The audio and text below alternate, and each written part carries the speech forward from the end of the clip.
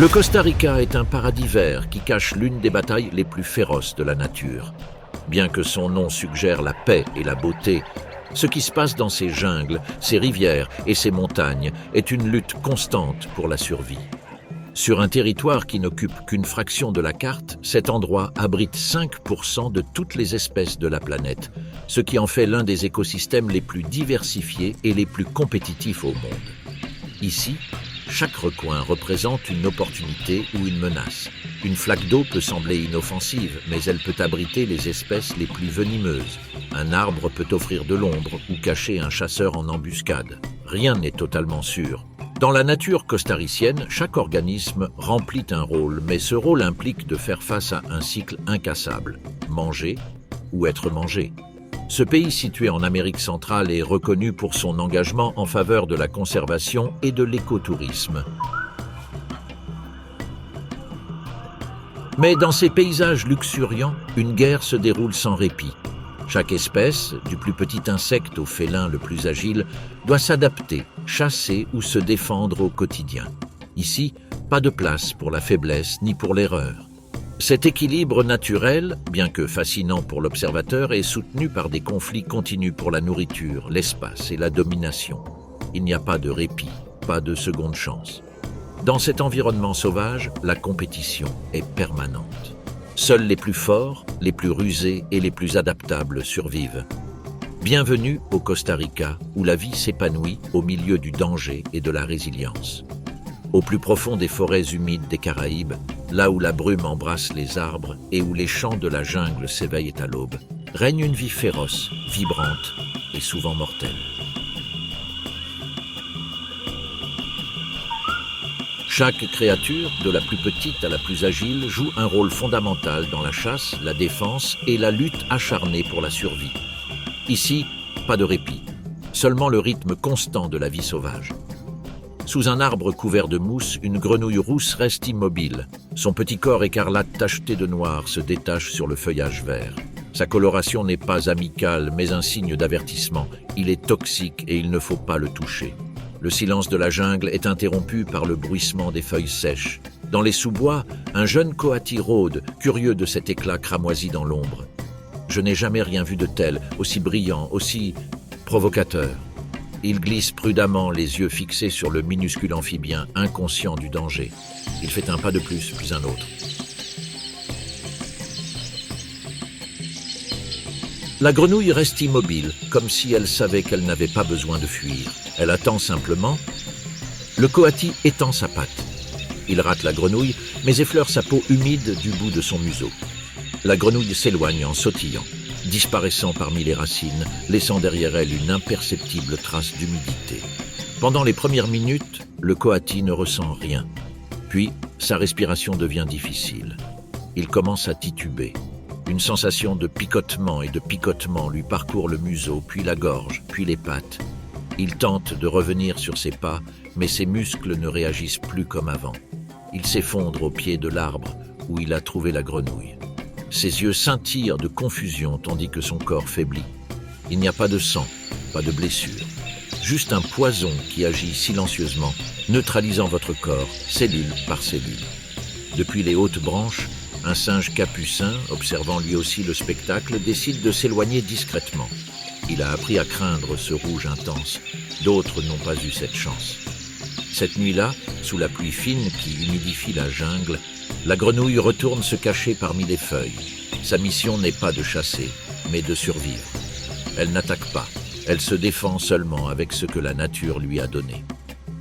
Cet amphibien, qui tient à peine dans la paume d'une feuille, possède un poison mortel qui traverse sa peau comme une armure invisible. Après une nuit presque intense, sa journée commence tôt, lorsque l'humidité est plus dense et que le sol conserve encore la fraîcheur de la nuit. Il sautille prudemment parmi les feuilles mortes, à la recherche de petits insectes, sa principale source de nourriture. Bien que minuscule, c'est une chasseuse redoutable. Sa langue rapide comme l'éclair attrape les imprudents.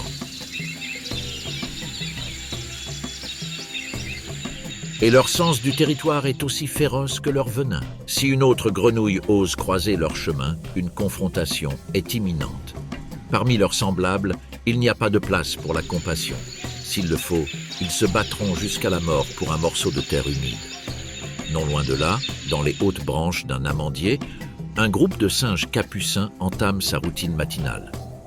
Leurs mouvements sont agiles et précis.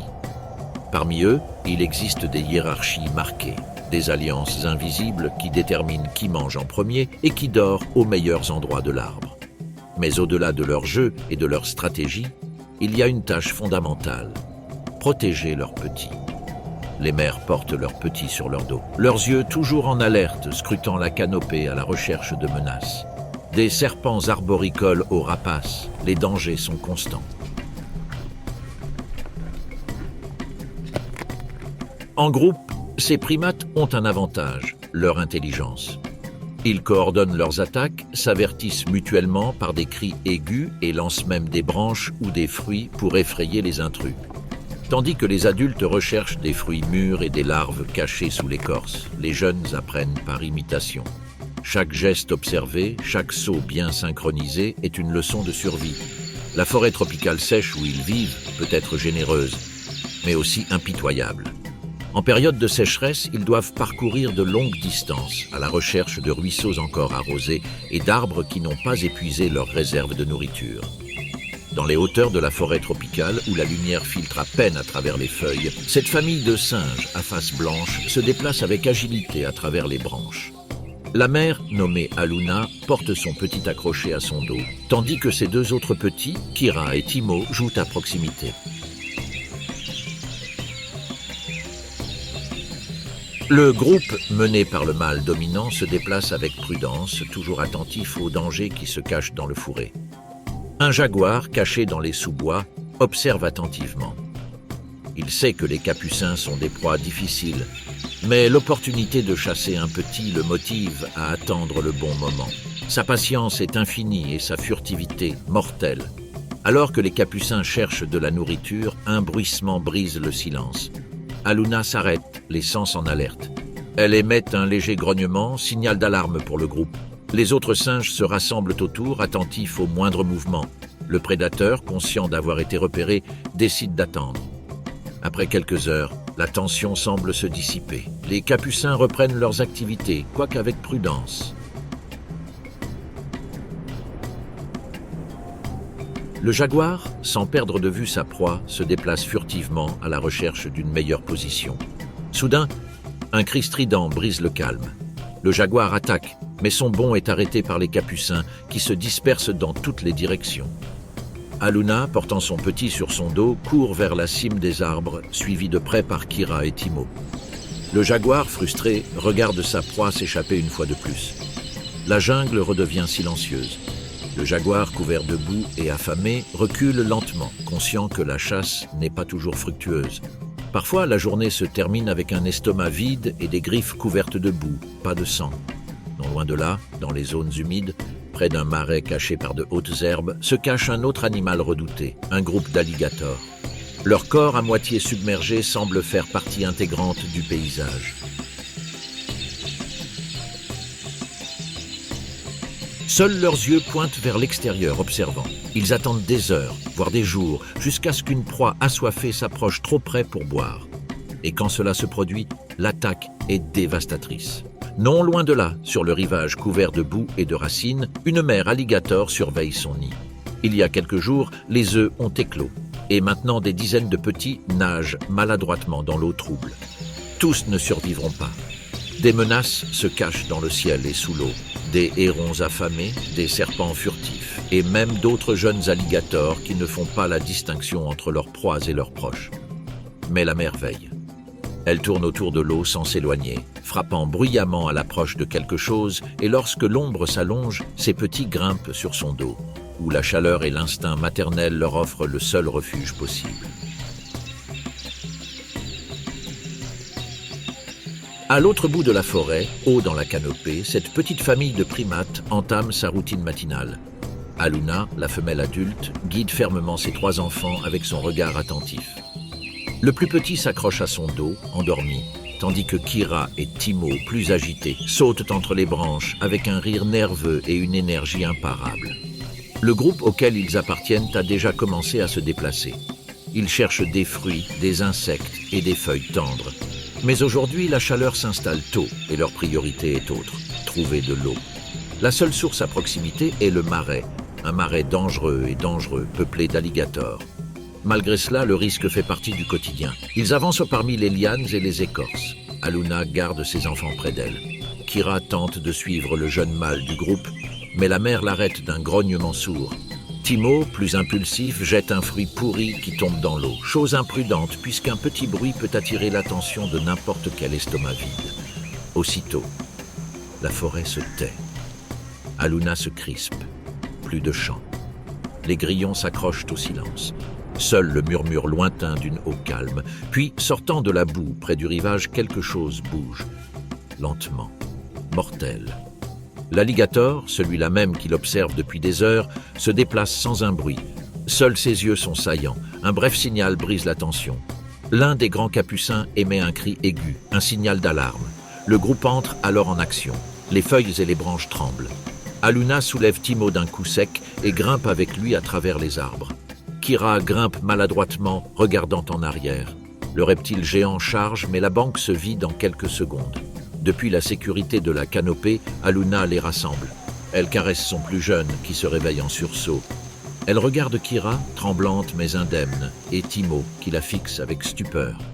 À ce moment-là, aucun reproche n'est formulé, seulement la certitude qu'aujourd'hui, elles s'en sont sorties vivantes. Être mère dans la jungle ne laisse aucun répit.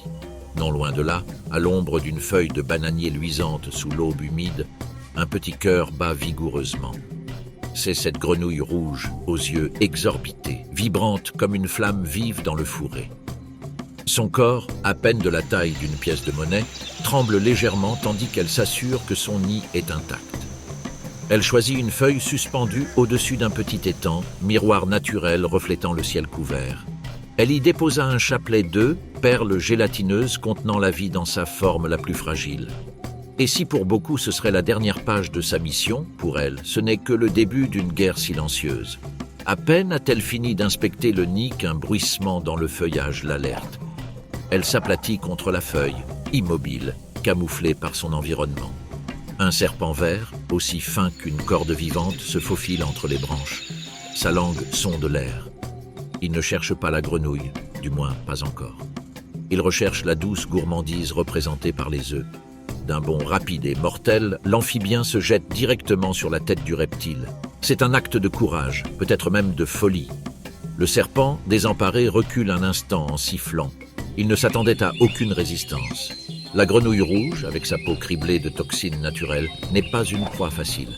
Mais il sait que cet ennemi reviendra. Le lendemain, la lutte pour la survie continue. Cette fois, un héron blanc fond sur elle. Le regard perçant et le bec acéré comme une lance. La grenouille a à peine le temps de se cacher dans le tapis de feuilles mortes, attendant, terrorisée, que l'oiseau observe la mare sous son nid. Les petits ne sont pas encore nés, mais ils le seront bientôt. Et quand ils le seront, ils tomberont directement dans l'eau, la même où les prédateurs guettent. Les nuits sont encore pires, les bruits se multiplient, quelque chose se cache dans les roseaux. Un raton laveur, curieux et affamé, a flairé la gelée. La grenouille, épuisée, reste immobile, comptant sur sa petite taille pour passer inaperçue. Cette fois, ça marche. Le mammifère s'en va, mais il laisse derrière lui une douloureuse leçon. La jungle ne dort pas, et elle non plus ne peut pas le permettre. Cela restera ainsi pendant une semaine jusqu'à l'éclosion des œufs. Finalement, par un matin chaud et humide, les œufs se mettent à trembler. Les bulles de vie éclatent une à une, révélant de minuscules têtards se tortillant maladroitement. Certains tombent aussitôt dans l'eau, d'autres s'accrochent à la feuille comme s'ils savaient que le monde d'en bas est sur le point de les dévorer. La mère saute de feuille en feuille, guidant ses petits vers la flaque. Elle ne peut pas les porter dans ses bras. Il ne peut que les escorter, les surveiller et les avertir des dangers. L'un d'eux, le plus petit, se prend dans un brin de mousse. La grenouille revient, le libère avec ses pattes avant et le regarde descendre lentement dans l'eau. Depuis le marais voisin, le regard de l'alligator suit tout sans bouger.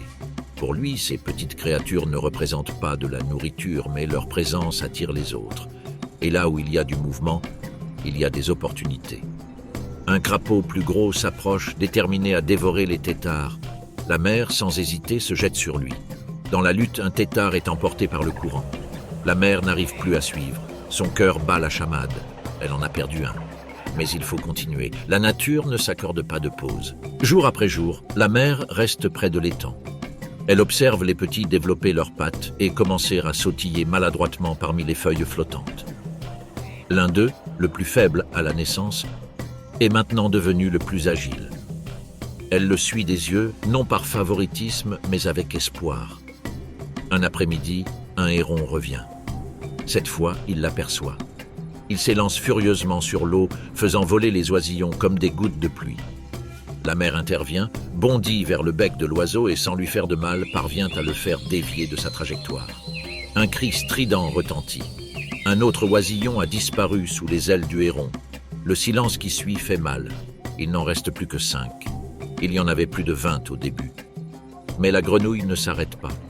Elle les guide vers de nouveaux bassins plus profonds et plus abrités. Les jours passent et ses enfants commencent à explorer sans elle, sautant plus loin, se cachant mieux. L'un d'eux attrape même son premier insecte. La mère observe dans l'ombre, silencieuse. Et puis un matin, elle n'est plus là. Non pas parce qu'elle a fui, mais parce qu'elle a accompli sa mission. Son corps n'en peut plus. La jungle l'enveloppe, la cachant parmi les racines et les feuilles. Ces petits, devenus de jeunes grenouilles, poursuivent leur voyage. Leur peau porte la couleur rouge ardente de leur mère et, dans leur instinct, l'histoire d'une lutte qui a commencé avant leur premier saut. Tout là-haut, à la cime des arbres de Tortuguero, un couple de toucans nourrit ses petits à tour de rôle. À l'intérieur du nid, cachés dans une cavité d'arbre, leur bec ouvert réclame de la nourriture. Un parent revient avec des fruits soigneusement cueillis, tandis que l'autre veille. Le processus est délicat, nourrir les jeunes sans révéler l'emplacement du nid. Un prédateur pourrait se trouver à proximité. Ce duo n'est pas nouveau. Ils se sont rencontrés pendant la saison sèche, lorsque les arbres fruitiers commençaient à mûrir et que la jungle se transformait en un festival d'arômes. Il est arrivé le premier, un toucan mâle avec un bec coloré et courbé, plus grand que sa compagne, avec une tache jaune plus vive sur sa poitrine. Les mâles ont tendance à être légèrement plus robustes et à avoir un bec légèrement plus long, même si la différence peut facilement passer inaperçue. Parfois, c'est le comportement qui en dit plus que l'apparence. La cour fut brève mais curieuse. Pendant plusieurs jours, il lui offrit des fruits, sauta de branche en branche et émit un léger sifflement qui brisa le murmure de la forêt. Elle accepta les offrandes avec réserve, observant attentivement chaque geste. Lorsqu'ils se sont enfin suffisamment rapprochés pour partager le même arbre pendant plusieurs heures, il était clair que leur lien était scellé. Ces oiseaux, bien que n'étant pas toujours monogames à vie, forment souvent des couples qui coopèrent intensément pendant la saison de reproduction. Après plusieurs vols d'inspection, ils ont repéré une cavité dans un amandier de montagne. Le trou n'était pas trop profond, mais bien caché par des feuilles denses. Les toucans ne creusent pas leur nid eux-mêmes, mais utilisent des cavités naturelles ou celles abandonnées par d'autres animaux, comme les pics.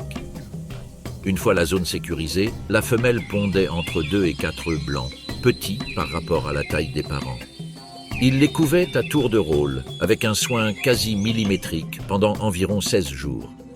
La naissance des poussins s'est déroulée en silence. Contrairement aux autres oiseaux, les bébés toucans naissent aveugles, sans plumes et avec un bec mou qui grandit lentement.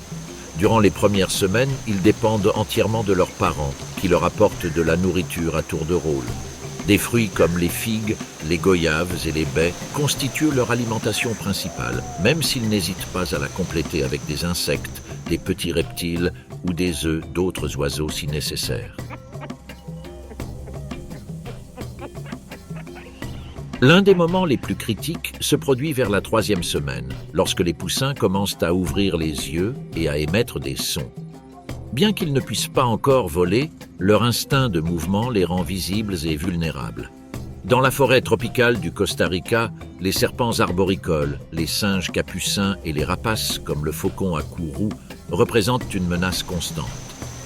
C'est pourquoi les parents ne s'approchent du nid que lorsqu'ils sont certains de l'absence de mouvements suspects à proximité. C'était une journée chargée, juste après une forte pluie. Le mâle revint avec une grande quantité de fruits de palmier. Il se percha sur la plus haute branche de l'arbre et attendit. Il était aux aguets. Ces dernières heures, un serpent vert avait été aperçu rampant près du tronc.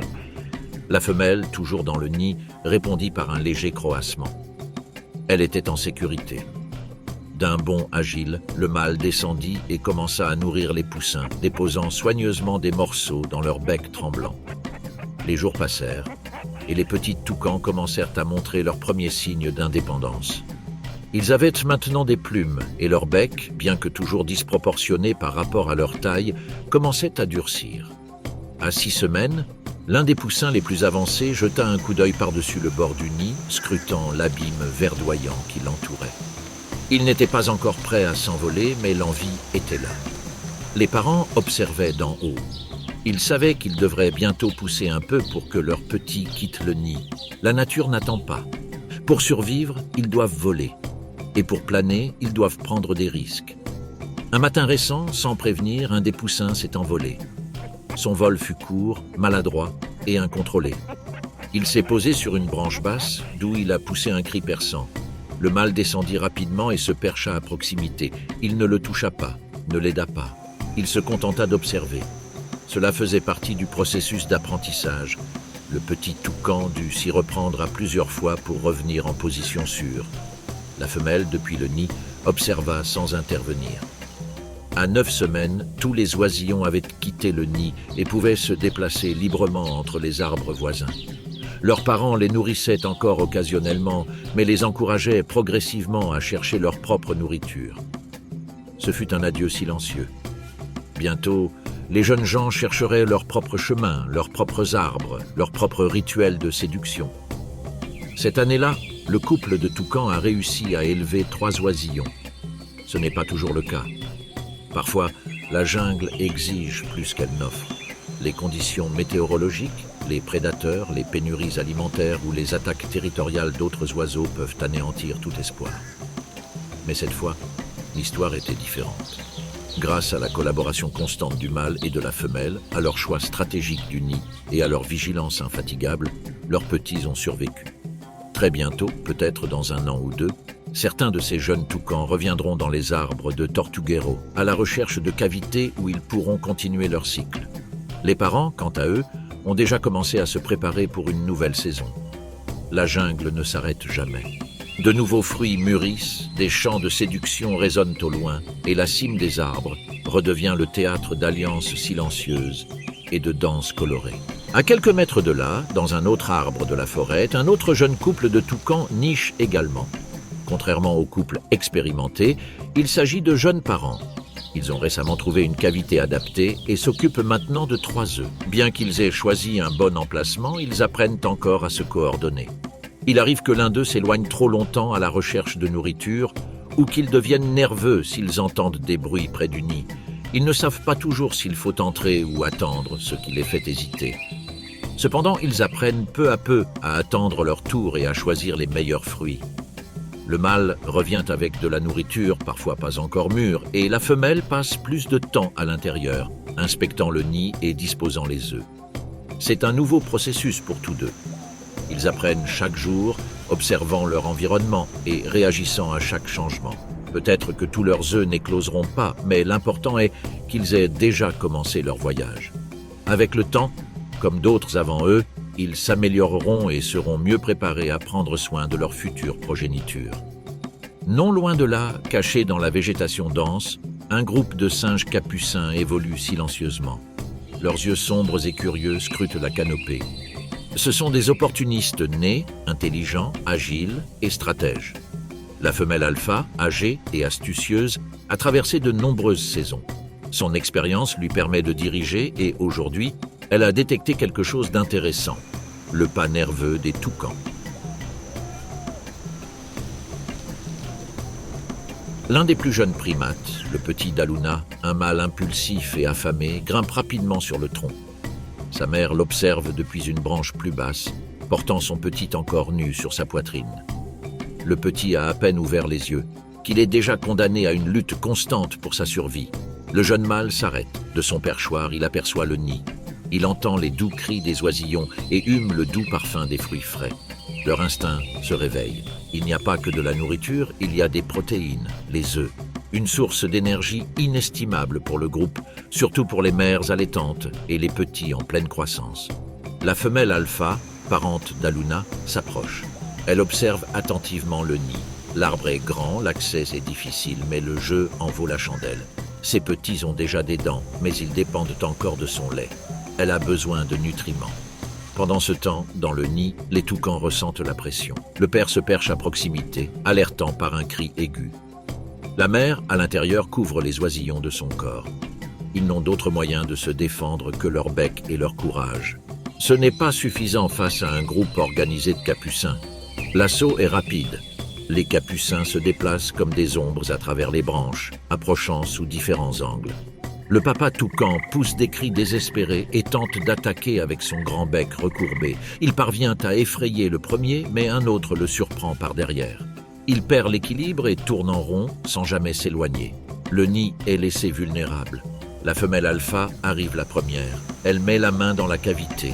La mère toucan, désespérée, tente de la mordre. Une brève lutte s'ensuit. La femelle pousse, donne des coups de pied, griffe. En quelques secondes, elle prend un œuf du nid et s'éloigne le long de la branche. Elle le tient délicatement, comme s'il s'agissait d'une friandise. Un deuxième capucin la suit et en prend un autre. À l'intérieur du nid, un seul poussin survit. La mère blessée le couvre de son aile. Le père revient désespéré. Les deux toucans émettent des cris déchirants, mais ils ne peuvent rien faire. Le mal est fait. Sur une autre branche, les capucins font la fête. La femelle alpha casse l'œuf et boit son contenu. Son petit pousse des cris affamés. Elle lui en offre un peu, lui enduisant la bouche du liquide chaud. Le petit, sans comprendre ce qui se passe, se nourrit. L'œuf de toucan nourrit désormais une vie différente. Les jours passent. Le groupe de capucins poursuit sa vie. Il chasse les insectes, mange des fruits et s'occupe des petits. La progéniture de la femelle alpha, plus forte grâce à cette protéine volée, commence à se déplacer avec plus d'énergie. Ses yeux s'ouvrent, elle observe le monde verdoyant qui l'entoure. Elle ne connaîtra jamais le prix qu'un autre a payé pour sa nourriture. Au sommet de l'arbre, le nid du toucan est silencieux. Un seul oisillon a survécu. La mère ne le laisse pas tranquille un seul instant. Le père est constamment en quête de nourriture. La perte a été douloureuse, mais dans la jungle, pas le temps de faire son deuil. Il faut aller de l'avant. Le petit toucan grandit. Son plumage commence à se colorer. Son bec s'allonge. Les parents, bien que plus prudents, le nourrissent à nouveau à tour de rôle. Ils ne s'approchent pas du bord du nid. Ils ont retenu la leçon. Entre-temps, les capucins ont également appris. Ils connaissent désormais l'emplacement de plusieurs nids dans la forêt. Ils répètent la stratégie, mais ils courent aussi des risques. Un jour, l'un des petits tombe en s'échappant avec un œuf. La chute est fatale. Sa mère descend et le trouve immobile. Elle le sent, elle le touche. Puis, elle s'en va. Dans la forêt, il n'y a pas de temps pour l'enterrer ou pour faire son deuil. Cette même nuit, un jaguar passe. Il renifle le corps et le traîne à travers les buissons. Dans l'obscurité, la jungle ne connaît jamais de repos. Quelques jours plus tard, le jeune oiseau fait son premier saut hors du nid. Ses ailes sont encore faibles, mais ses nouveaux parents l'encouragent. Ils l'observent attentivement. Chaque petit vol est une victoire. Il ignore à quel point il a frôlé la mort. Il ignore que c'est l'odeur de son frère qui a attiré les capucins. Il sait seulement qu'il doit voler, et vite. Dans un autre coin de la forêt, une jeune femelle capucin donne naissance à 2 bébés. L'un est faible. La mère le câline, mais réalise vite qu'il ne survivra pas.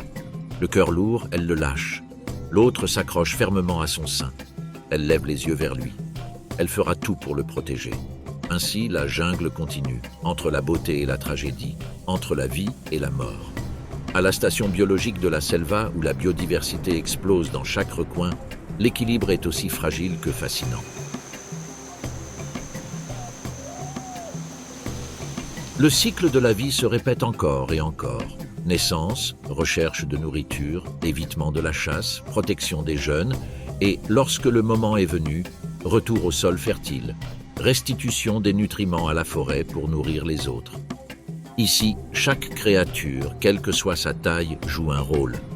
Les fourmis coupeuses de feuilles transportent des morceaux de végétation jusqu'à leur nid souterrain où elles cultivent les champignons dont elles se nourrissent. Leur travail paraît insignifiant, mais sans eux, la forêt s'effondrerait. Les chauves-souris pollinisent les fleurs nocturnes, permettant ainsi à de nouveaux arbres de pousser. Les jaguars contrôlent les populations et maintiennent l'équilibre naturel. Dans cette région d'Amérique centrale, la faune évolue à un rythme effréné. Des pluies soudaines altèrent la dynamique de la forêt. Les animaux réagissent. Les grenouilles sautent avec agilité. Les singes se mettent à l'abri et les oiseaux poussent leurs cris.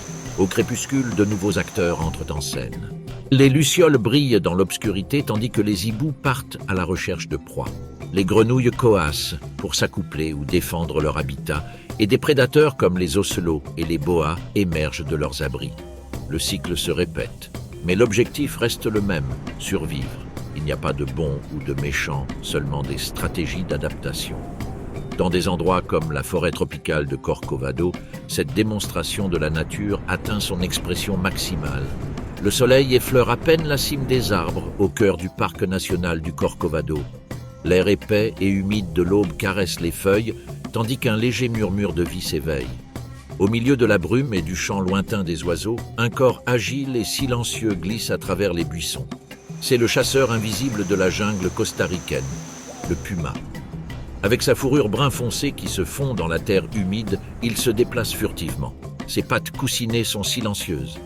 La forêt est encore béante lorsqu'il a déjà repéré sa proie potentielle, un petit groupe de cerfs de Virginie broutant dans les sous-bois.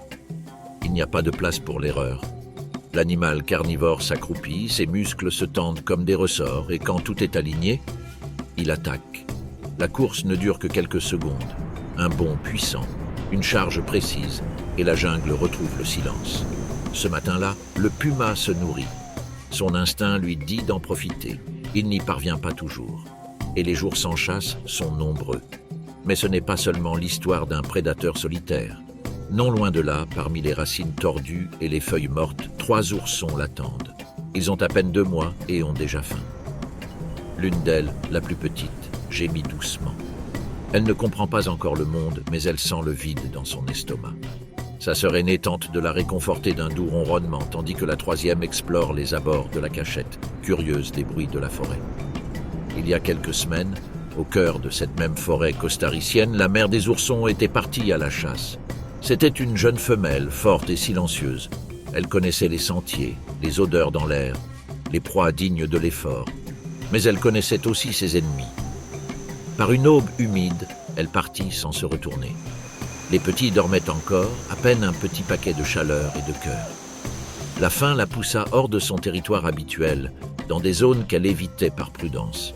C'est là que son destin bascula. L'odeur était claire, un vieux tapir, peut-être malade, se déplaçant maladroitement dans une clairière. Facile à chasser. Mais ce qu'il n'avait pas détecté à temps, c'était la piste du jaguar, plus récente et plus marquée. Lorsque la mère lionceau s'est jetée sur sa proie, il était trop tard. Le gros félin tacheté a émergé de l'ombre à la vitesse de l'éclair. L'affrontement fut brutal. Le jaguar était plus lourd, plus agressif, mais il n'abandonna pas. Il combattit avec griffes, crocs et courage. Le rugissement des 2 animaux fit trembler les plus hautes branches. Mais au final, la force de son adversaire fut supérieure. Blessée et ensanglantée, la mère parvint à s'éloigner. Elle ne pouvait atteindre ses petits. Quelque part dans la forêt, elle tomba sous une fougère où sa respiration devint saccadée et son regard perdu dans le brouillard de l'inconscience. Et ainsi, son antre se tut. Le puma, un mâle adulte, n'était pas son père. Il n'est pas habituel pour les mâles d'élever des petits qui ne sont pas les leurs, mais quelque chose en lui changea lorsqu'il les trouva. C'était peut-être l'odeur du sang des autres dans le terrier vide, les gémissements des petits ou le souvenir de ses propres petits qu'elle avait perdus un jour. Ce n'était pas facile de les accepter. Pendant des jours, il les observa de loin. Je les ai vus pleurer, se blottir les uns contre les autres, tremblants. Au début, j'ai pensé à les quitter. Mais chaque fois qu'il tuait une proie, quelque chose en lui le poussait à revenir au même endroit, à le laisser à proximité. Jusqu'à une nuit où il ne partit plus. Depuis, il les protège, il les chasse. Le cerf capturé aujourd'hui sera leur salut, au moins pour un temps. Mais le danger guette toujours. Avec effort, il traîne le corps jusqu'à une clairière cachée, non loin de l'abri de fortune où dorment les oursons. Son museau saigne non pas de ses propres blessures, mais du contact avec la chair encore chaude de sa proie. Avant de partir, regardez autour de vous. Un jaguar pourrait rôder, ou une meute de coyotes attirée par l'odeur. Lorsqu'il est assuré qu'il n'y a aucune menace immédiate, il se dirige vers l'abri. Les bébés l'accueillent par des miaulements faibles mais excités. Ils ne comprennent pas les stratégies de chasse, mais associent sa présence à la sécurité et à la nourriture. Il s'allonge un instant à côté d'eux. Il leur lèche le dos, un geste inhabituel pour un mâle, mais qui fait désormais partie de sa routine. Puis, un par un, il les conduit doucement vers la proie. C'est un voyage dangereux, mais nécessaire. À mi-chemin, quelque chose interrompt sa marche. Un craquement, des branches, une odeur étrange. Il s'arrête net, borde les bébés sous lui et observe attentivement. Un ocelot, plus curieux que courageux, apparaît parmi la végétation. Ce n'est pas une menace directe, mais c'est un signe. L'odeur de la carcasse commence à attirer les visiteurs. S'il ne se dépêche pas, il risque de la manquer. Le puma émet un grognement grave et profond, et l'ocelot disparaît. Mais il sait qu'il ne sera pas le seul. Le temps presse. Finalement, ils atteignent la clairière. Les bébés se jettent sur la viande, maladroits, essayant de mordre sans trop savoir comment. Il ne les aide pas, il a besoin qu'ils apprennent. Il les observe avec un mélange de patience et d'urgence. Ses yeux dorés ne quittent jamais son environnement. Les ombres entre les arbres semblent bouger. Un vautour tourne au-dessus de leur tête. Ils mangent à leur faim. Puis, un par un, ils se blottissent sous son ventre. Le mâle n'a pas encore mordu. Non pas par noblesse, mais par stratégie. Il sait que l'odeur du sang est une invitation et il est le seul à pouvoir défendre ce qui reste. Il ne peut se permettre de vaciller. Puis la menace se matérialise. Au loin, il entend le hurlement des coyotes. Pas un, mais plusieurs. Ils approchent. Son instinct lui dit qu'il ne peut pas les affronter avec les petits. Ils sont trop nombreux. Ils pourraient lui voler sa nourriture. Pire encore, ils pourraient blesser les petits. Il doit prendre une décision. D'un bond, il se place entre le cadavre et les bruits qui s'élèvent. Le vent tourne et les hurlements cessent. Peut-être ont-ils senti sa présence. Peut-être hésite-t-il encore. Il se tient droit, les muscles tendus, prêt au pire. Mais la chance lui sourit cette fois. Les coyotes n'apparaissent pas. Peut-être ont-ils cherché une proie plus facile. Peut-être se sont-ils contentés de l'odeur. Quoi qu'il en soit, le moment critique est passé. Pour l'instant. Ce n'est qu'alors que le mâle s'autorise à manger. Ses morsures sont précises, rapides, mais pas désespérées. Il sait qu'il doit se remplir l'estomac s'il veut continuer à chasser. Les jeunes sommeillent déjà, épuisés, sous des racines proches. Il mange avec urgence, sans gourmandise, car il sait qu'à tout moment un autre prédateur ou même un charognard peut le découvrir. Alors que le paysage montagneux est empreint de silence et de secret dans les plaines de Santa Rosa, on entend quelque chose de très différent, un hurlement. Aigu, persistant, une sorte d'appel qui reçoit bientôt une réponse. Un autre hurlement, puis un autre. Ce n'est pas une chanson solitaire, c'est une conversation. C'est la voix d'un groupe qui vit, chasse et survit ensemble, les coyotes. Au Costa Rica, ces canidés rusés se sont adaptés à tous les types de terrains, des forêts sèches du nord aux zones montagneuses de la vallée centrale. Ce sont des explorateurs nés, des opportunistes par excellence. Là où il y a de la nourriture, il y a des coyotes. Et ce matin, un couple adulte mène les recherches. Ils ont 3 petits, encore trop jeunes pour suivre le groupe. Alors ils ont été temporairement laissés dans un terrier sous un tronc creux, camouflé parmi les feuilles sèches. Alors qu'ils se déplacent en groupe, le mâle alpha lève le museau et renifle l'air. Un lapin est récemment passé. Des traces fraîches dans la terre humide le confirment. La femelle suit de près, d'un geste presque imperceptible, tandis que les autres se déploient, couvrant davantage de terrain. Ils sont élancés, mais pas faibles. Leur apparente fragilité cache une admirable capacité de résilience. Lorsqu'une proie apparaît, le groupe se coordonne dans une danse de poursuite et d'encerclement. Nul besoin de force brute. Leur arme est la stratégie. Une fois qu'ils parviennent à attraper le lapin, il n'y a plus de dispute. Il n'y a pas de lutte interne. Ils se nourrissent selon une hiérarchie et les petits, à leur retour au terrier, reçoivent la nourriture régurgitée par leur mère. Contrairement aux pumas, ces canidés vivent en société. Leur survie repose sur la coopération. Ils veillent les uns sur les autres, se relaient pour monter la garde et aident à élever les petits. L'ego n'a pas sa place. Parfois, les nuits de pleine lune, ces animaux appartenant à la famille des chiens hurlent à l'unisson. Ce n'est pas seulement un appel territorial, c'est une réaffirmation de l'unité. Un « nous sommes là » qui résonne parmi les arbres. Et au loin, caché parmi les hautes branches d'un arbre, un puma écoute. Il ne répond pas. Il n'en a pas besoin. Son pouvoir réside dans le silence. Les deux espèces, distinctes par leur mode de vie, partagent le même destin. La lutte constante pour la survie. Tandis que le puma se glisse dans l'ombre, évitant les rencontres inutiles, le coyote se déplace dans les sous-bois, l'œil alerte et l'oreille attentive. Mais aucun des deux n'est à l'abri des risques. Alors que le silence du territoire semble inchangé, le puma détecte l'impensable, la trace d'un autre couple. Un mâle adulte plus jeune et plus fort a traversé son territoire. Cela change tout. Les frontières, autrefois claires, sont désormais floues. Une confrontation pourrait lui coûter la vie. Mais il y a quelque chose de plus important que la domination, la progéniture. Il décide de reculer. Il change de cap. Parfois, l'instinct de survie l'emporte sur l'orgueil. Pendant ce temps, dans une zone boisée près de la côte, des coyotes trouvent les restes d'un jeune cerf abandonné par un grand prédateur.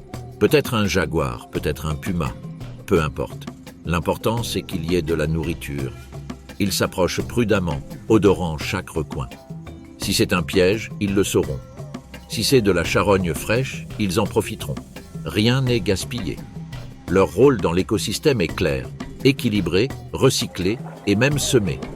Les graines des fruits qu'ils mangent germeront dans leurs excréments, donnant une nouvelle vie à la forêt. La jungle, loin d'être un lieu chaotique, est un mécanisme précis. Chaque mouvement, chaque chasse, chaque bébé soigné s'inscrit dans un cycle ancestral. Un équilibre délicat maintenu par la sagesse instinctive de ses habitants. Le mammifère, solitaire et élégant. Le coyote, social et polyvalent. Tous deux sont des survivants. Tous deux sont les gardiens d'un territoire qui les traverse. La meute, entourant la carcasse du cerf, est menée par Shadow, une femelle forte et expérimentée. Sa fourrure sombre et son regard sévère font d'elle une figure crainte et respectée. À côté d'elle, Bruma, sa fille aînée, observe attentivement les alentours tandis que trois chiots jouent près des racines d'un arbre tombé. Ils ne comprennent pas encore l'importance de ce repas, de ce moment. Mais ils apprennent. Ils apprennent toujours. Les adultes déchirent la viande avec précision. Shadow interdit les bagarres inutiles. L'ordre est vital. À jeun, la viande chaude est réconfortante et réconfortante. Mais ce calme momentané est interrompu par un vent étrange, mélange d'arômes familiers et inconnus. Bruma dresse l'oreille. Puis un grognement guttural perce l'air. Une autre meute approche. Venus de l'ouest, 7 coyotes surgissent des buissons, menés par Risco, un mâle costaud, avec une vieille cicatrice sur le dos. Il n'a pas besoin de mots. Sa simple présence est une déclaration. Ils ont franchi la frontière. Ce qui était autrefois leur territoire leur a été confisqué par la croissance de l'autre meute, par la rareté et par la pression des grands prédateurs. Aujourd'hui, ils veulent revenir, ou peut-être ne sont-ils jamais partis. Shadow prend les devants. Son corps est tendu, son regard fixe. Les petits sont poussés vers un creux dans les racines de l'arbre. La brume les recouvre de son corps. La tension est aussi épaisse que la brume matinale. Risco fait un pas en avant. 2 de ses cerfs grognent. La viande de cerf est toujours parmi les carcasses. Ça sent le défi, l'orgueil blessé, la faim. Cet endroit nous appartient, grogne l'un des jeunes mâles de Risco. Ils ont franchi la ligne de la rivière. Ils en ont trop pris. Shadow ne réagit pas immédiatement. Il n'a pas besoin de justifier sa présence. La forêt n'appartient à personne, mais quiconque la défend, quiconque la comprend, y a droit. Pourtant que la violence est inévitable. L'équilibre de la jungle est aussi préservé par des conflits qui purifient les faiblesses et redéfinissent les frontières. Puis il pousse un hurlement. Ce n'est ni de la peur, ni une supplication. C'est un avertissement. La bataille commence dans quelques secondes. Pas de rugissement spectaculaire, pas de discours. Juste des crocs, des bonds, des morsures, de la poussière, du sang, des grognements étouffés. Shadow fonce droit sur Cliff. Ils entrent en collision avec la violence de l'histoire accumulée. Il lui tend le cou, mais elle se retourne, lui mord l'épaule et le plaque contre un tronc d'arbre. Les autres adultes se livrent à leur propre combat. 2 mâles ombres succombent sous le poids de leurs rivaux. L'un se relève, blessé mais vivant. L'autre non. Bruma est contrainte au combat lorsqu'un jeune mâle tente d'approcher de la cachette des oursons. Elle l'intercepte à temps et lui déchire le visage. Sa force est une rage protectrice pure. Si elle tombe, les oursons seront perdus. Pendant ce temps, les oursons tremblent. L'un d'eux, le plus petit, nommé Echo, s'échappe de sa cachette et court vers sa mère. Son instinct ne comprend pas encore la peur. Il ne reconnaît que sa silhouette au milieu du chaos. Cliff et Shadow continuent de lutter. Tous deux sont couverts de sang et de boue. Mais Shadow a quelque chose que Cliff a perdu depuis longtemps, un but. Elle ne se bat pas seulement pour son territoire, elle se bat pour ses petits, pour la continuité, pour l'équilibre. Dans un ultime effort, il mord le cou de Risco et le maintient au sol. Il se débat, mais ses jambes lâchent. Le silence s'installe soudain, les autres s'arrêtent, le chef est tombé, pas mort mais vaincu. Shadow lâche Cliff et s'éloigne, essoufflé. Il la regarde un instant, puis se retourne. Un à un, ses disciples font de même. La guerre est finie, pour l'instant. Bruma prend Echo et le ramène au refuge. Ses pattes tremblent. Le chiot ne comprend pas pourquoi sa mère pleure en lui léchant le visage. Mais il est sain et sauf. C'est tout ce qui compte. Les petits de Shadow ont connu la dureté du monde avant leur heure. Mais ils ont aussi vu la force de la meute. La jungle les mettra à l'épreuve encore et encore. Le jaguar rôde toujours dans l'ombre. La faim reviendra. Les frontières changeront. Mais aujourd'hui, ils ont résisté. Ainsi, tandis que le soleil commence à filtrer à travers les hautes branches et que les carcasses sont dévorées par les insectes et les charognards, Shadow s'assoit près de son sac, toujours haletant mais debout. Il observe la forêt, écoute son pouls. Tous deux sont des survivants. Tous deux sont les gardiens d'un territoire qui les traverse. La nuit tombe et l'obscurité envahit le paysage. Le félin retourne patrouiller son territoire, le regard fixé sur les sous-bois. Les petits dorment profondément, inconscients encore du monde qui les attend. Ces mammifères, quant à eux, se rassemblent au bord de la rivière, leur silhouette à peine visible au clair de lune. Ils mangent, jouent et veillent. Il n'y a pas de repos complet, mais une certaine harmonie règne. Le Costa Rica est un lieu sauvage, loin d'être idéalisé. C'est un environnement où la survie, la compétition, les stratégies d'adaptation et la reproduction définissent la vie des espèces. Chaque jour apporte son lot de nouveaux défis, et chaque nuit en impose un autre. Dans cet environnement, les sons des animaux, rugissements, hurlements et pas furtifs, sont plus éloquents que n'importe quel mot. Tant que ces espèces existeront, leur cycle biologique se poursuivra dans la jungle, les plaines et d'autres écosystèmes, même si nombre d'entre elles restent cachées. Mais la faune sauvage ne vit pas seulement dans les forêts et les prairies. Elle existe également dans les océans, où d'autres prédateurs et proies jouent leur rôle dans l'équilibre naturel. Dans les eaux chaudes des Caraïbes costariciennes, le soleil se lève à peine à l'horizon lorsqu'une silhouette vert foncé glisse lentement entre les vagues. Une tortue verte, majestueuse et silencieuse, émerge quelques secondes pour reprendre son souffle. Puis, avec une détermination sereine, elle redescend vers les récifs. Là, sur le fond marin, elle trouve des herbiers qu'elle déchire de son bec puissant. Jour après jour, ils répètent ce cycle. Nager, se nourrir, se reposer, migrer. Pendant des années, leur vie se déroule ainsi, guidée par leurs instincts ancestraux et les signaux invisibles du courant. Mais vient un moment, signalé par la chaleur de l'eau et l'appel interne du cycle reproductif, où leur comportement change. En pleine mer, les mâles l'entourent. Ils la courtisent, nagent autour d'elle et, après un rituel silencieux mais ferme, l'accouplement a lieu. Dans ces eaux profondes, loin des côtes, naît la nouvelle génération. Après l'accouplement, la femelle ne pond pas immédiatement. Pendant des semaines, elle migre vers les zones côtières, se nourrissant intensément. Son corps se prépare à l'effort monumental qui l'attend. Après environ 6 semaines, les œufs sont prêts. Puis, guidée par une carte gravée à l'intérieur, elle se dirige vers les mêmes plages où, des années auparavant, elle-même avait émergé. La nuit tombe sur la côte costaricienne. La marée monte et la lune se reflète sur les vagues. Surgissant de la mer sombre, ce reptile apparaît parmi l'écume. D'un mouvement lent et déterminé, Il traîne son corps lourd sur le sable. Les empreintes qu'il laisse derrière lui s'estompent bientôt sous le vent et le flux et le reflux de la marée. Il cherche un endroit où le sable est humide, ferme mais non compacté. Là, il commence à creuser, d'abord avec ses pattes avant, pour créer une dépression où son corps pourra s'insérer. Puis avec ses pattes arrière, avec une précision millimétrique, il creuse un trou profond et étroit. Un à un, les œufs tombent, enveloppés dans une coquille souple. Il doit y en avoir plus d'une centaine. Une fois la nidification terminée, elle recouvre soigneusement le nid. Avec ses nageoires, elle repousse le sable, dissimulant ainsi le trou, et ce faisant, elle enfouit une partie de son énergie. La tâche lui a demandé des heures d'effort, pourtant il n'hésite pas. Avec la même sérénité qu'à son arrivée, il tourne son corps et se dirige vers l'eau. Les vagues l'accueillent comme une ancienne visiteuse. Sa silhouette se fond à nouveau dans la nuit marine. Pendant ce temps, sur le sable humide, les œufs restent cachés, couvés par la chaleur du soleil et de la terre. Il faudra environ 8 semaines pour que les minuscules nouveau-nés éclosent et entreprennent leur propre voyage vers la mer. Ils ne s'arrêtent pas pour observer le fruit de leurs efforts. Ils retournent à l'océan sans se retourner. Sous le sable, une autre histoire commence. À l'abri du monde et du bruit des vagues, une nouvelle génération dort enveloppée dans de fragiles coquilles. Pendant des semaines, la chaleur du soleil pénètre le sable et détermine le destin de ceux qui n'ont pas encore vu la lumière.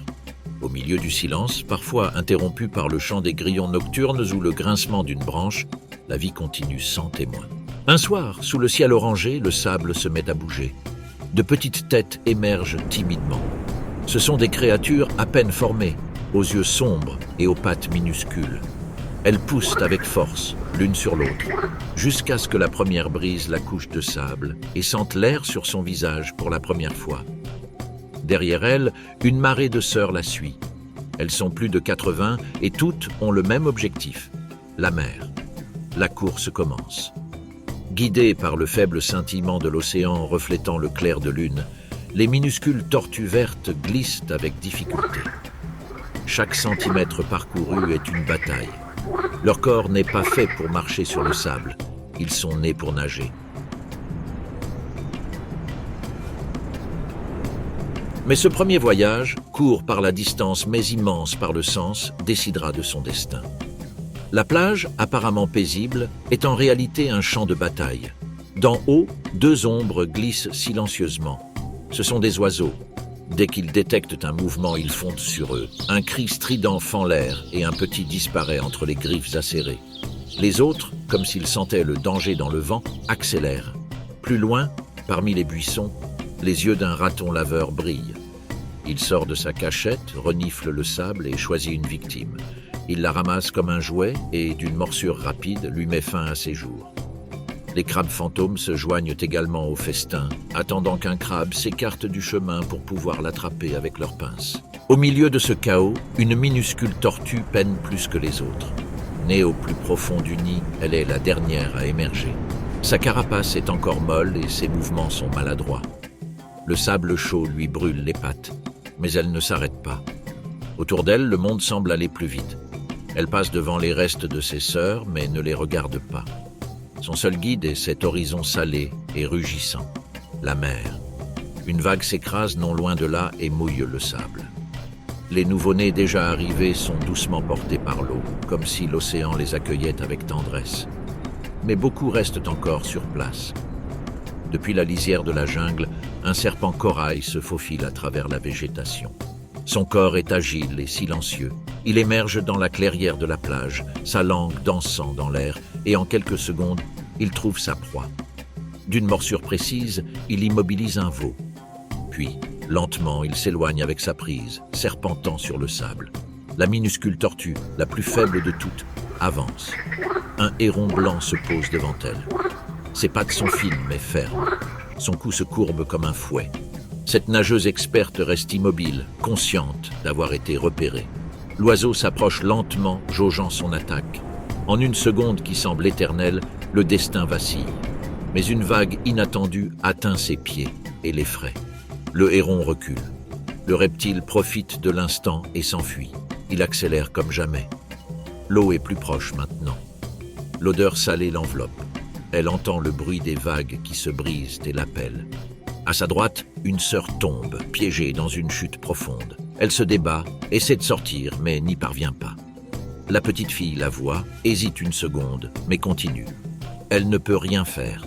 Une dernière vague, plus grande que les précédentes, se forme à l'horizon. Elle s'écrase sur le rivage avec force et emporte tout sur son passage. La petite fille se sent soulevée, son corps ne pèse plus rien. L'espace d'un instant, elle croit voler. Puis, l'eau l'enveloppe. Elle est froide, salée, immense. Son corps réagit instinctivement. Elle bouge les jambes et se sent flotter. Au fond de la mer, des ombres plus grandes attendent. De jeunes requins, de gros poissons et d'autres prédateurs qui savent que c'est un festin annuel. Certaines tortues, épuisées par la course, ne nagent plus assez fort et se font prendre. D'autres se perdent, désorientées. Mais la petite, celle qui est née la dernière et la plus lente, nage résolument. Chaque mouvement est un cri de vie. Chaque battement de jambes est une déclaration.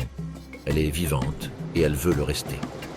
Derrière elle, le silence s'installe sur la plage. Le sable retrouve son calme. Les prédateurs repartent le ventre plein. Le soleil s'est déjà complètement couché. Dans l'immensité de l'océan, les rares survivants nagent, ignorant où ils vont. Instinctivement, ils s'éloignent, cherchant refuge dans les algues flottantes et les eaux plus profondes. Tels des feuilles à la dérive, ils déploient une énergie inébranlable. Ceux qui disparaissent dans la mousse, à peine plus gros qu'une feuille, mais avec une volonté inébranlable. Dans les zones les plus calmes d'eau saumâtre, où les rivières embrassent la mer et les mangroves forment des labyrinthes de racines entrelacées, un géant se déplace avec grâce.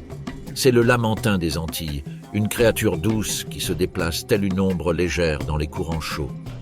Son corps large et arrondi flotte avec un calme presque mystique, et chacun de ses mouvements semble en parfaite harmonie avec le rythme des mangroves. Les journées du lamentin se déroulent sans incident.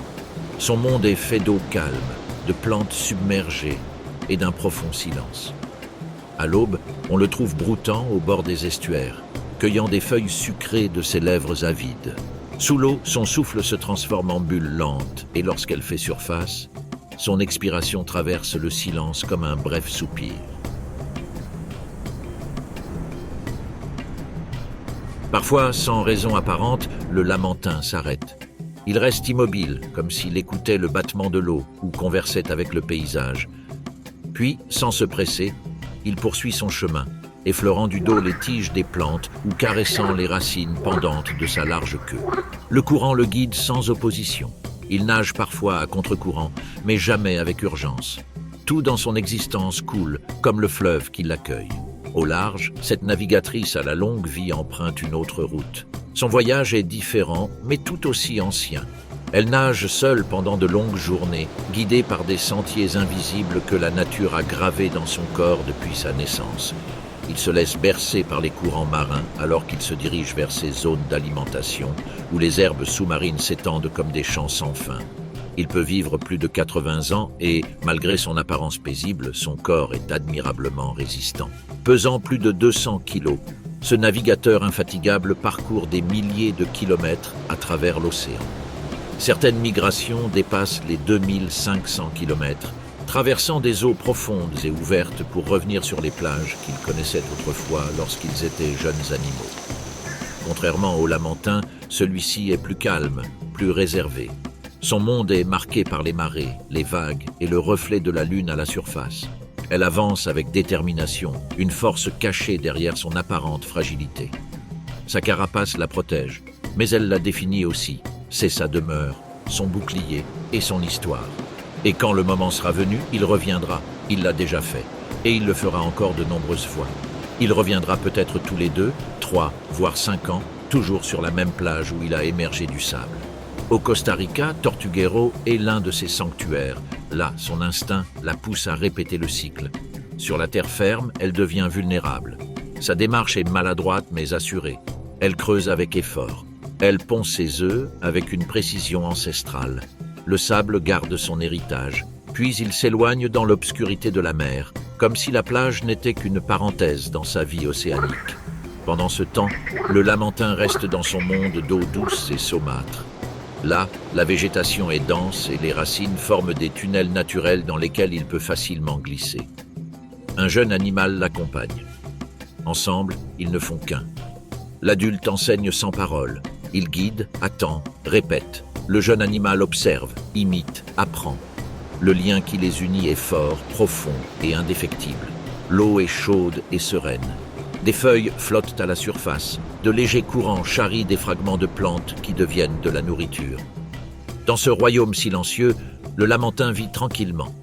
Ses journées sont remplies de baignades tranquilles et de longs repos. Il peut peser plus de 500 kilos et atteindre 4 mètres de long, mais sa démarche est légère, presque éthérée, parmi les racines submergées de la mangrove et les canaux verts de la végétation dense.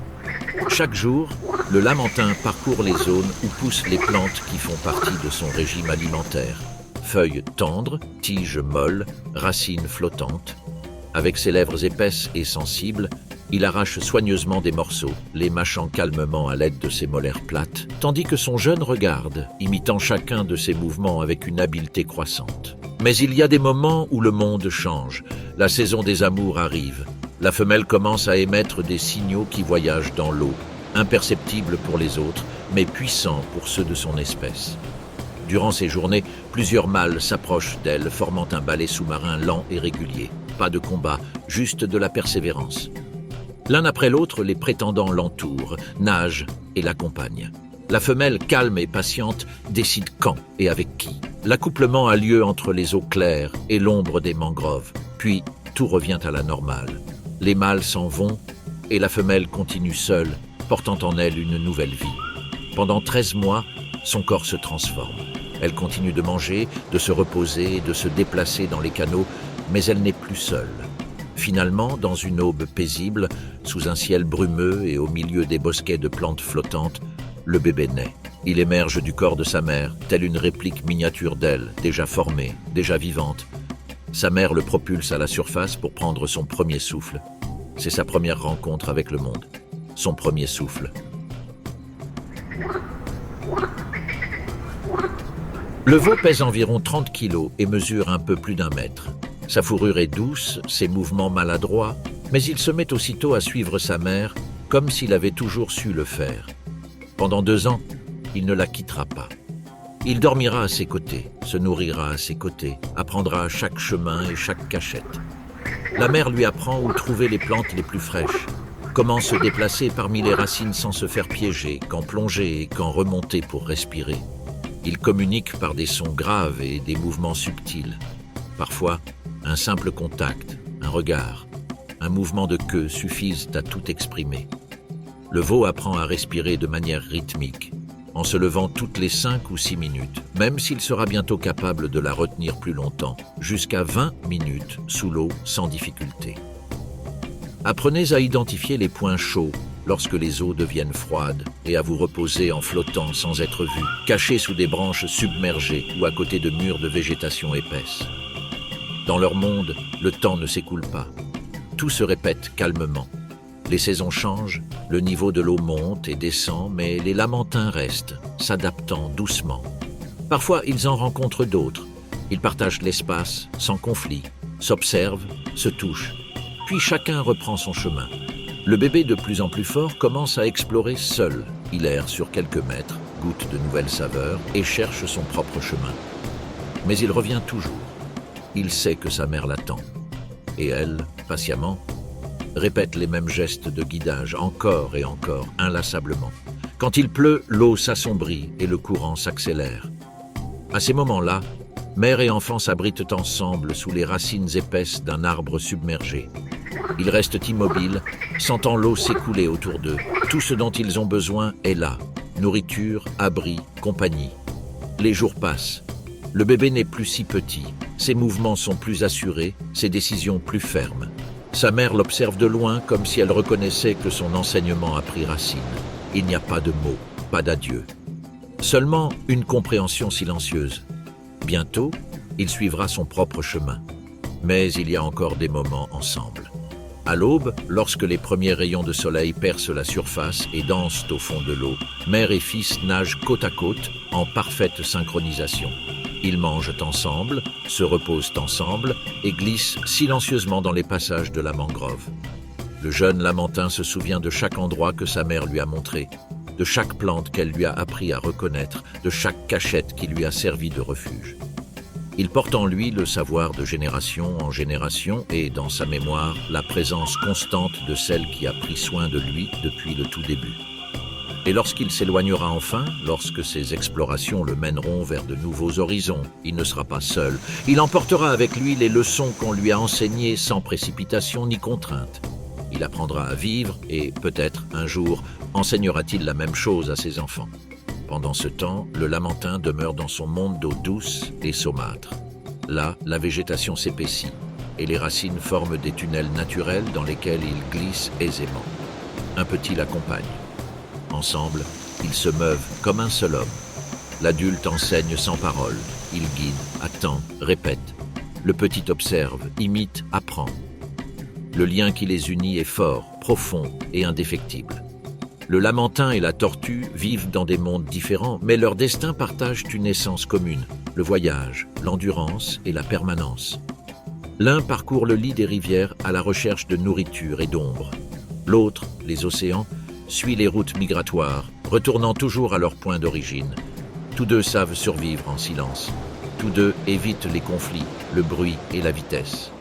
Lorsque la tortue verte se repose au fond de l'eau, sur un lit de sable chaud, elle se laisse envelopper par l'eau comme une couverture. Entre deux sommeils, son corps remonte lentement à la surface pour respirer. Puis, elle redescend, comme flottant entre deux mondes. Le courant l'enveloppe, le temps n'a plus d'importance. Seul compte le rythme de la mer. Sur une autre rive, le lamentin mâche lentement quelques feuilles tendres. Son regard est calme, posé et serein. Son corps, large mais léger dans l'eau, s'adapte à chaque virage du chenal. Il s'approche des mangroves, où l'eau est plus chaude, où les racines offrent nourriture et abri. Parfois, on le voit tourner en rond, comme s'il jouait, comme si le monde n'avait d'autre urgence que de bouger au rythme de ses nageoires. À un moment de la journée, ils respirent tous deux en même temps, l'un au milieu de l'océan, l'autre entre les chenaux de mangroves. Et même si leurs mondes ne se croisent pas, ils partagent une vérité. La vie n'a pas besoin de bruit pour être puissante. Ils existent sans rien demander, sans modifier l'environnement, sans perturber l'équilibre. Ils font partie du tout. Les nuits de pleine lune, la mer se transforme en miroir et le reptile marin émerge lentement. Il respire, observe et plonge. Au loin, dans un canal entouré d'une végétation dense, le lamentin fait également surface. Il marque une pause. Il expire doucement, puis il replonge. Aucun des deux ne connaît l'existence de l'autre, mais tous deux continuent, jour après jour, à construire une existence aussi ancienne que le temps lui-même. Au Costa Rica, là où la jungle rencontre la mer, où les rivières tracent des chemins secrets et où le vent charrie des histoires sur ses vagues, le lamentin des Antilles et la tortue verte poursuivent leur voyage, sans témoins, sans avoir besoin d'être vus. Juste eux, l'eau et la vie.